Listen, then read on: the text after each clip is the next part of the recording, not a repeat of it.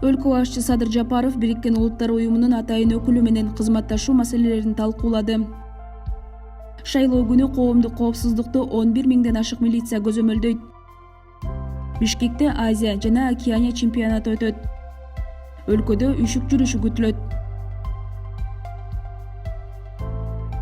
Бүгүн 30 мартта өлкө башчы Садыр Жапаров буунун башкы катчысынын Борбордук Азия боюнча атайын өкүлү, буунун Борбордук Азия үчүн алдын ала чара көрүү боюнча аймактык борборунун башчысы Наталья Герман менен жолугушту. Жолугушууда эки тараптуу кызматташуунун актуалдуу багыттары талкууланды. Ошондой эле пандемиянын өлкөгө социалдык экономикалык кырдаалга тийгизген терс таасирин жана анын кесепеттери менен каршы күрөшүүдө буунун колдоосу чоң экенин Садыр Жапаров белгиледи.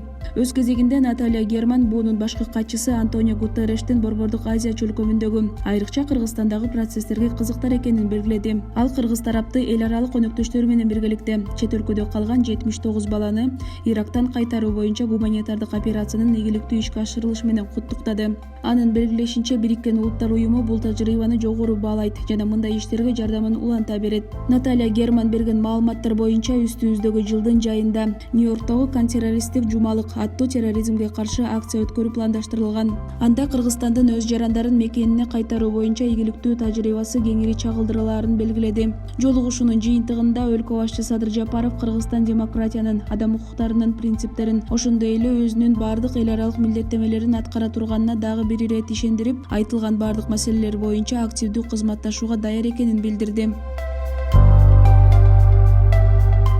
Кыргызстанда 11 апрелдеги жергиликтүү кеңештерге шайлоо жана референдум өткөрүү учурунда коомдук коопсуздукту 11 миңден ашык милиция кызматкери камсыздайт. Бул тууралуу Ички иштер министринин орун басары Октябрь Урманбетов басма сөз жыйынында билдирди. Анын айтымында өлкөдөгү 2435 шайлоо тилкесинде коомдук тартипти камсыз кылуу максатында 4 миңден ашык милиция кызматкери бекитилген. Ар түрдүү укук бузууларды алдын алып, укук бузуулар аныкталган учурда ыкчам жана тез арада чара көрүү үчүн 215 документтештирүү тобу түзүлдү. Ал топтордо 900дөн ашык кызматкер күчөтүлгөн тартипте иш алып барат. Ошондой эле 380ден ашык автоунаа менен 1500дөн ашык кызматкер шайлоо өтүп жаткан аймактарда жол кыймылынын коопсуздугун камсыздайт, деди Урманбетов. Ошондой эле Октябрь Урманбетов 5 апрелден тарта өздүк курам күчөтүлгөн тартипте иштей баштаарын белгиледи. Жарандардын коопсуздугун камсыздоодо 6 миңден ашык элдик кошун ички иштер органдарынын кызматкерлерине көмөк көрсөтөт, деди министрдин орун басары. Эске салсак, Кыргызстанда 11 апрелде жергиликтүү кеңештердин депутаттарын шайлоо жана референдум үчүн добуш берүү өтөт.